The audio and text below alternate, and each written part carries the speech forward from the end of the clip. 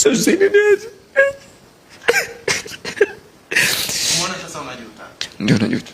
Tulikuwa dukani kwa Moki tunakunywa vinywaji. Sasa tukawa tumepishana kauli. Sasa katika kupishana kauli yeye Seba akasema ngoja kunishtai kwa mzee wangu, baba yangu yani. Sasa mimi nimekuja nyumbani huko nikamkuta. Sasa kumkuta nikamwambia Seba, kwa nini imekuwa hivyo kaka yangu? Kwa nini tunabishana hivyo? Yaishe. Akatoka nyumbani kwa kaenda uwanjani pale. Akavunja kahawa. Amenipigia kichwa hapa. Sasa tumepigia kichwa, nimechana kuna rafiki yangu anaitwa Lakista. Akanipita na pikipiki akametuokoa. Mimi nimechana naye. Sasa kwa chana akanifuata bado na ile fimba atakunipiga nyingine. Akanipiga nikazuia. Akanipiga nazuia, kuna mtoto mmoja hapo anapita na shami.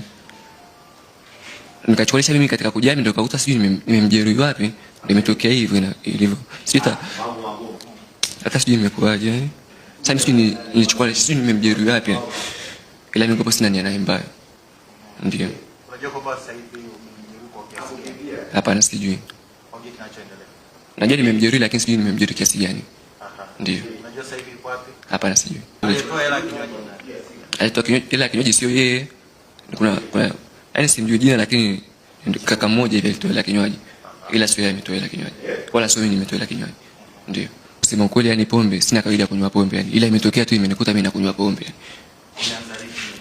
Pombe nimeanza kunywa tarehe 26 Disemba mwaka uliopita. Ndio. Mimi mwenyewe sasa nimejikuta na kunywa pombe. Yaani imetokea tu. Ndio. Lakini mimi sio mimi. Ndio. Ndio sio mimi. Sasa kwa vitu ninavyofanya mimi ngopo sipo hivi. Ndio. Lakini mimi sio yani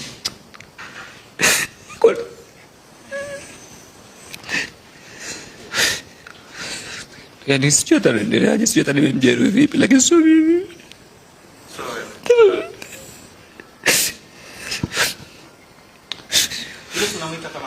Kakaangu na najua na babangu mwenyewe. Alikuwa kwa juzi jana tunakunywa naye pombe.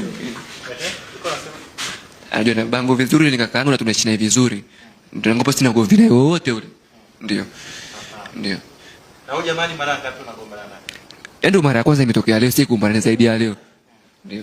Nani kwako, ni ndugu yako au rafiki? Yani rafiki wa babangu, sema na yeye kipindi yeye yupo kijana, mimi niko naenda shule na muona tunasalimiana hivyo vizuri bila shida. Ndio. Sasa umetoka wapi kwenda kunywa pombe naye? Ndio kaka, ndio maana mimi nakwambia yani imetokea tu, lakini sijui hata nimekuaje.